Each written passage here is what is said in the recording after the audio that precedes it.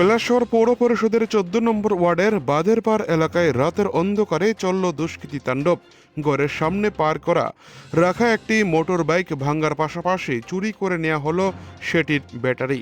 বাঁধ সংস্কারের কাজের জন্য নিজের বাড়িতেই বাইক প্রবেশ করতে না পারার খেসারত দিতে হলো এলাকারই এক বাসিন্দাকে।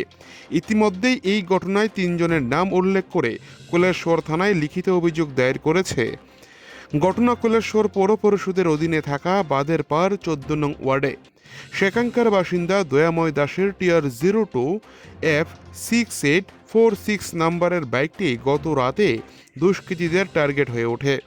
জানা গেছে এলাকায় বাঁধ সংস্কারের কাজের জন্য বাঁধের ওপর মাটি ফেলা হয়েছে, যার ফলে দয়াময় বাবু তার বাইকটি কোনোভাবেই বাড়ির ভেতরে ঢোকাতে পারছেন না। বর্তমানে বাধ্য হয়ে প্রতিদিনের মতো গতকাল রাতেও তিনি বাইকটি ঘরের সামনে রেখে ঘুমাতে যান, কিন্তু সকালে ঘুম থেকে উঠতেই চক্ষু চরক গাছ দয়াময় বাবুর। তিনি দেখেন বাইরে রাখা বাইকটির সিট খোলা, একাধিক অংশ ভাঙচুর করা হয়েছে এবং বাইকের ভেতরে থাকা মূল্যবান ব্যাটারি গায়েব। রাতের অন্ধকারের সুযোগ নিয়ে কে বা কাহারা এই কাণ্ড ঘটিয়েছে।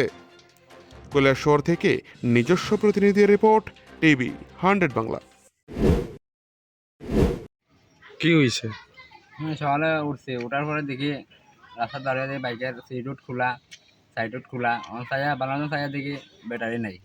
কালকে রাত ব্যাটারি চুরি হয়েছে সম্ভবত। রাত 3টা ঘন্টা দিকে আমি আইসি রাত একটা সময়। কই থেকে আসছিল? আইসি আমি কুমারঘাট থেকে। আয়া রাখছে একটা সময় বাইক। ঘটনা রাত 3টার ভিতরে চুরি হয়েছে। আমি তো একটা সময় আইসি। তোমার নামটা কি? দয়াময় দাস। এর আগে কোনো চুরি হয়েছে রে এরকম? এরকম আর আমার কেন হয়েছে না, এমন হয়েছে। আমরা পাশে বাড়িতে একটা সাইকেল চুরি হয়েছে, অভিক